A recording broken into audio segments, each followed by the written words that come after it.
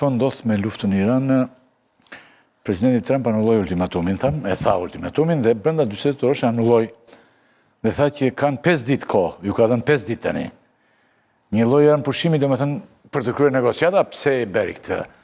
Atë nuk e dim kur pse e beri, po çfarë ka ndodhur pak a shumë gjinish? Tani ultimatumi i presidentit Trump faktikisht alarmoi gjithë, jo vetëm rajonin e lindjes mesme dhe palët në konflikt për gjithë botën, 45 ditë, sepse ai kërcënoi midis tjerave. Nëse s'hapni Hormuzin, unë do godas gjithë bazën energjetike, kapacitetet energjetike të Iranit, dhe kjo rrezikonte që Irani të kthehesh në mesjet pa dritë, pa shërbim, gjithçka do gjunjëzohet tërësisht. Mirë, por çfarë ndodhi? Ndërkohë që Izraeli godet, vazhdon sulmet, fill pas kërcënimit ose pas ultimatumit presidentit Trump, Natanzin, i cili është një nga objektet më të rëndësishme bërthamore, dhe të tjera, Irani tregoi një kapacitet sulmi të jashtëzakonshëm sepse goditi Dimonën dhe Aradin. Dimona është, si thuash, thembra e Akilit në Izrael, është centrali bërthamor, mendohet që është, ose të paktën vlerësohet nga gjithë... Dimona apo të afër, se ai sira Dimonës, afër? Sepse ishte vetëm mesazh. Doli garda republikane dhe tha, ju sjell mesazh, se po t'i pish Dimonës, mbaroj loja mo. Shpërthen.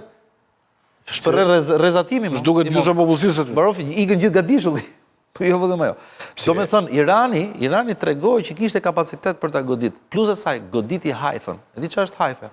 Po tregoi vetëm kapacitetin e rafinerisë. Është 60% e benzinës dhe 65% e naftës prodhohet në Haifa. Dhe ky do të qëllonte aty? Bëri një goditje tjetër pastaj në Arad, në një qytet, me një raket lëshoi 3-4 godina me njëherë në tokë. Do me thënë, Irani tregoi këtyre që unë nuk luaj më me blofe. Dhe blof në këtë rast doli duhet thënë edhe kjo, zoti Rakipi, blof në këtë rast doli kërcënimi presidentit Trump. Sepse me njëherë pas tyre goditjeve e pa që Irani nuk tërhiqet, tashmë nëse në fillim të herës ne kemi dëgjuar zëra pa fund që thonin Izraeli ka betejë ekzistenciale, faktikisht që kur filloi lufta, Irani është ai që ka betejë ekzistenciale këtë pjesë.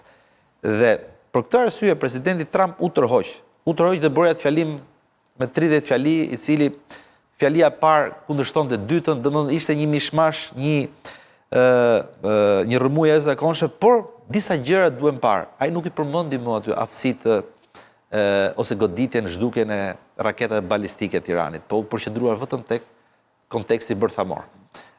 Me pak fjalë, presidenti Trump po mundohet ta mbylli luftën dhe të gjejë një kaos i dalë si fitimtar nga lufta, se ky është problemi më i madh.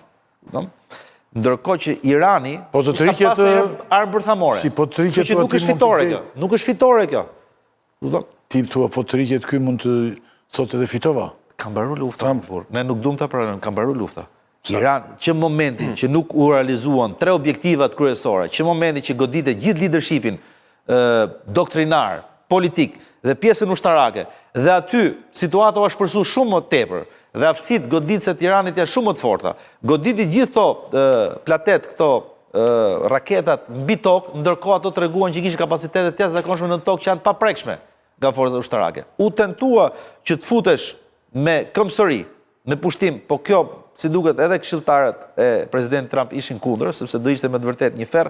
Megjithatë, ajo që mua më bëri përshtypje tek fjalimi ku presidenti Trump ofroi një 5 ditor shpaqe, ishte në radhë dytë nuk do ketë më lufta dhe do të ketë garanci që mos përsëritet lufta. Domethënë Trumpi brenda fjalimit të tij solli dhe ofertën e Iranit, kushtet e Iranit për përfundimin e luftës. Ndërkohë ne kemi thënë disa herë këtu që ka patur kontakte edhe ministri i jashtëm Uitkovin dhe Kushnerin, ndërkohë pritet dhe është lajmëruar nga Shtëpia e Bardhë për një takim të mundshëm ditën e shtunë, kur Irani do të përfaqësohet nga kryetari i parlamentit të Iranit. Nëse kjo do ndodhi, sigurisht që pothuajse është mbyllur. Ajo që më bëri përshtypje ishte një analizë e presidentit Clinton ose një fjalim që u drejtua kombit ku ai thonë kush janë 3 skenarët e mundshëm të ultimatumit Trumpit. Dhe një nga ato ishte nëse Shtetet e Bashkuara të Amerikës tërhiqen dhe kalon afati ultimatumit dhe nuk bën goditjen, atëherë presidenti Clinton thonte që besueshmëria e Shtetet Bashkuara të Amerikës ka marrë një goditje shkatërruese. Dhe ne jemi në këtë pikë. Premtoj, kërcënoj, u tërhoq. Tani nëse do flasin edhe kolegët besoj, nëse ka një debat shumë madh kush janë arsyet reale pse u tërhoq Trumpi, janë gjithë ato arsyet të cilat ne kemi përmendur pak më herët. Janë 23 ditë luftime dhe ti nuk ke arritur asnjë nga objektivat. Ke një faturë shumë të madhe të vendet gatishullit që kanë qenë aleatët tuaj dhe po bëjnë një presion të jashtëzakonshëm. Pse po shkon lufta deri në mbylljes? Po. Egon? Shiko, nuk jam... Ky është hapi mirë, padyshim, që ka ndërmarrë presidenti Trump ditën e sotme për të shpallur armë pushim 5 ditor, siç thot ai, në ndjekjet... Unë isha duke monitoruar diçka me regjinë, mos të fjalimi Clintonit. Ishte fake. Që fake pra. Fake, ai fake ishte. Ishte fake pra. Fjalimi Clintonit. Po. Fjalimi, unë e mora si... Ai kishte bërë shkrim. Unë e mora... Ishte fake, po unë e mora... Ishte nga inteligjenca. Edhe njerë, po unë e mora për veten time, qofse me të vërtetë. Por e more ti që more tani e mora unë e futa të bëra gabim. Dhe hoqja me vrap për botim. Këmo. Fjalimi manipulimi ishte kështu fake. Fake. Madje ishte edhe një tjetër deklarate e kryeministres së Japonisë që ishte sërish fake. Çfarë kishte thënë? Fake ishte edhe ajo? Po, ishte fake ajo. Pa ato gjëra nuk i thot Ajatollahu për Amerikën, jo t'i thot një vend aleat, është e pa konceptueshme. Pra ajo kishte thënë që ky më ofendoi, më bëri këtë në takimit. Inteligjenca artificiale të bën gjëmën. Duhet Allah, shpritet të ndodhen. Nëse unë mendoj këtë gjë që pavarësisht se ky është hapi mirë që presidenti Trump ka marrë sepse i shërben Shteteve të Bashkuara të Amerikës, por kam dyshime sa i takon përfundimit të luftës, sepse kemi haruar një faktor shumë të rëndësishëm që është Izraeli. Izraeli ka deklaruar sot edhe përmes vetë kryeministrit Netanyahu se do të vazhdoj luftën, do të vazhdoj bombardimet. Dhe pas bombardimet dhe tani. Dhe tani në këto momente që ne flasim vazhdojnë të dyja palët. Jo vetëm në Liban, jo Shtetet e Bashkuara të Amerikës. Jo Shtetet e Bashkuara të Amerikës. Jo vetëm në Liban, por edhe në Iran. Nëse ai Libani është histori tjetër edhe shumë e dhimbshme në fakt. Megjithatë për të qëndruar tek kjo që ka ndodhur sot. Këtu problemi me Izraelin është se edhe palët që janë në opozit janë më të ashpra se sa vetë Netanyahu. Edhe një nga drejtuesit e opozitës, Lieberman, kishte deklaruar që lufta do të vazhdojë e Izraelit pavarësisht se çfarë bëjnë Shtetet e Bashkuara të Amerikës.